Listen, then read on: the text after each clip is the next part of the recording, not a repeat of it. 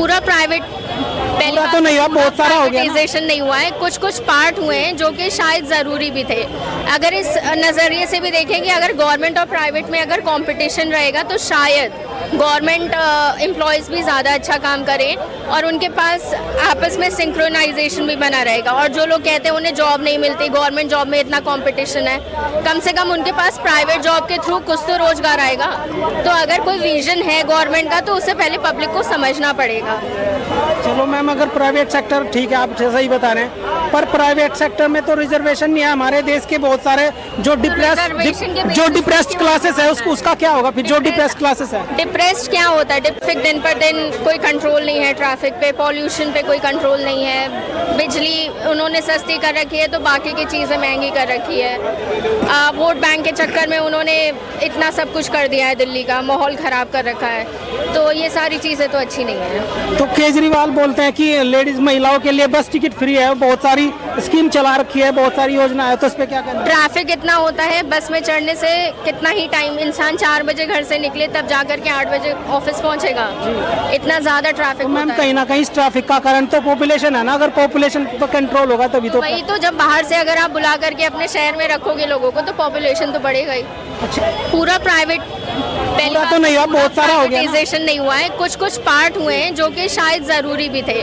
अगर इस नज़रिए से भी देखें कि अगर गवर्नमेंट और प्राइवेट में अगर कंपटीशन रहेगा तो शायद गवर्नमेंट एम्प्लॉयज़ भी ज़्यादा अच्छा काम करें और उनके पास आपस में सिंक्रोनाइजेशन भी बना रहेगा। और जो लोग कहते हैं उन्हें जॉब नहीं मिलती, गवर्नमेंट जॉब में इतना कंपटीशन है, कम से कम उनके पास प्राइवेट जॉब के थ्रू कुछ तो रोज़गार आएगा। तो अगर कोई विजन है गवर्नमेंट का तो उससे पहले पब्लिक को समझना पड़ेगा। चलो मैम, अगर प्राइवेट सेक्टर ठीक है, आप सही बता रहे हैं, पर प्राइवेट सेक्टर में तो रिजर्वेशन नहीं है। हमारे देश के बहुत सारे जो डिप्रेस्ड क्लासेस है उसका क्या होगा फिर? जो डिप्रेस्ड क्लासेस है, डिप्रेस्ड क्या होता है? डिप्रेस्ड वो होता है जो आज की डेट में जिसके पास खाने को रोटी ना हो। डिप्रेस्ड वो नहीं होता कि हाँ बिगो की ज़मीन है और जो है क्या बोलते सारी चीज़ें हैं, सब कुछ है, लेकिन जो है गवर्नमेंट नौकरी नहीं है, नीली बत्ती लाल बत्ती नहीं है, ये गरीबी नहीं होती है ना। गरीबी ये होती है कि प्लेट में खाना नहीं है। तो मेरे हिसाब से रिजर्वेशन जो ठीक है, ये रिजर्वेशन नहीं हटाया जा सकता, जो भी है, लेकिन हाँ दूसरे सेक्टर में काम कर रहे हैं ना। रिजर्वेशन के बलबूते पे हम टैलेंट नहीं ढूंढ सकते। करेंगे 2024 का इलेक्शन नजदीक है, एक तरफ मोदी सरकार है, एक तरफ राहुल गांधी का बहुत बड़ा अलायंस है। अभी यहाँ पे केजरीवाल की सरकार के बारे में बात करेंगे कि शराब घोटाला है, उनको जेल हो सकती है। मैम सबसे पहले आपका स्वागत है, अपना नाम बताइए। मेरा नाम रेचल है। जी आप रेचल मिश्रा। आप यहीं से हैं, दिल्ली से? नहीं, हम लखनऊ से हैं लेकिन दिल्ली रहते हैं। जो में न्यूज़ में सुना होगा केजरीवाल के बारे में, तो सबसे पहले आप ये बताइए गवर्नमेंट कैसी है केजरीवाल की यहाँ पे, इसके बारे में। गवर्नमेंट ठीक है लेकिन बहुत अच्छा तो नहीं किया उन्होंने, कुछ ऐसा डेवलपमेंट नहीं किया, क्योंकि सारी चीज़ें कुछ अच्छा होता हुआ नज़र नहीं आ रहा। ट्रैफिक लग रहा है इसको। उनके अलावा तो हमने तो गांव में जाके सर्वे करे है, ग्राउंड रिपोर्ट करी है, गांव में तो गरीबों के बहुत बुरा हाल है। लोग कहते हैं इस सरकार से हम परेशान हो गए, इसको हटाओ मोदी को, ऐसे बोलते हैं। कौन सा गांव है ये? मैम आप कभी भी आप रूरल एरिया में जाइए, हमने तो यहाँ गुड़गांव हरियाणा के गांव की बात करें, चाहे हम यूपी के गांव की बात करें, रोडों पे भी गए हैं वहाँ पे बाय रोड।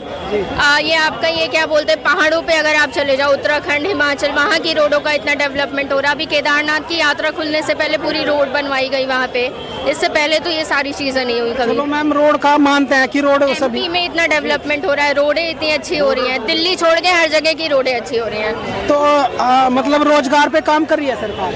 हाँ बिल्कुल कर रही है। तो मैम हमें ये तो बताइए, आप जितने भी सरकारी जो बड़े बड़े पब्लिक सेक्टर थे, जैसे एयरलाइंस ले लीजिए, बैंकिंग सेक्टर ले लीजिए और इंडियन रेलवे भी ले लीजिए, उसको प्राइवेट में कन्वर्ट कर दिया गया है, तो इस पे क्या कहना चाहिए? पूरा प्राइवेट पूरा तो नहीं हुआ, बहुत सारा हो गया ना। प्राइवेटाइजेशन नहीं हुआ है, कुछ कुछ पार्ट हुए हैं जो कि शायद ज़रूरी भी थे।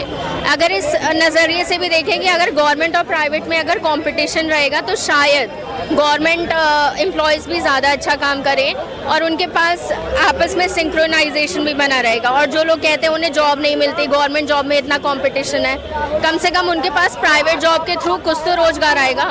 तो अगर कोई विजन है गवर्नमेंट का तो उससे पहले पब्लिक को समझना पड़ेगा।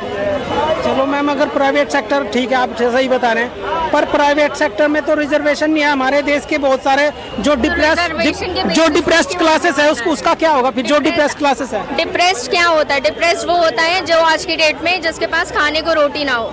डिप्रेस्ड वो नहीं होता कि हाँ बिगो की ज़मीन है और जो है क्या बोलते सारी चीज़ें हैं, सब कुछ है, लेकिन जो है गवर्नमेंट नौकरी नहीं है, नीली बत्ती लाल बत्ती नहीं है। ये गरीबी नहीं होती है ना। गरीबी ये होती है कि प्लेट में खाना नहीं है। तो मेरे हिसाब से रिजर्वेशन जो ठीक है, ये रिजर्वेशन नहीं हटाया जा सकता, जो भी है, लेकिन हाँ दूसरे सेक्टर में काम कर रहे हैं ना। रिजर्वेशन के बलबूते पे हम टैलेंट नहीं ढूंढ सकते। जैसे अभी मतलब ये बीजेपी गवर्नमेंट है, आज की डेट में सीट ले लेंगे हम रिजर्वेशन पे, पढ़ाई करने में तो खुद के ही टैलेंट पे पढ़ाई करेंगे ना। उसमें अगर हम फेल हो गए तो वो तो जो सीट उन्होंने ली वो भी खराब जाएगी, ठीक है।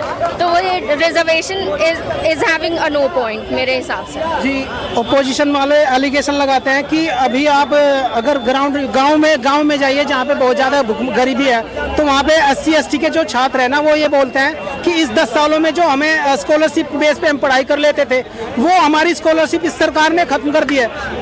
कांग्रेस की सरकार 70 साल तक रही है, उसके राज में इस तरह नहीं हुआ। ये इस तरह कैसा? सिर्फ JNU वाले बोल सकते होंगे, क्योंकि JNU जैसे कॉलेज में ही 40-40 साल तक आप पढ़ाई कर सकते हैं स्कॉलरशिप के बलबूते। मेरे ख्याल से और किसी कॉलेज में नहीं पढ़ाई। बीटेक जैसे बड़ी इंजीनियरिंग डिग्री ले, बीटेक में भी स्कॉलरशिप मिलता है, आज की डेट में भी मिलता है। किसने कहा? अगर हमें EWS दे रहे हैं, ठीक है, अगर हमें सीट रिजर्वेशन में EWS भी एडेड हुआ है, तो अगर वो हर तरह से हर किसी को अगर सीट पे आप अपनी काबिलियत से सीट लीजिए, आगे बढ़िए, ठीक है। अगर आपके ऊपर टैलेंट है, एग्जाम दीजिए, स्कॉलरशिप लीजिए, नहीं है तो फालतू में ना आप सीट वेस्ट करिए और ना ही तो उन बच्चों की सपनों को वेस्ट करिए जो कि इतनी मेहनत करते हैं बचपन से।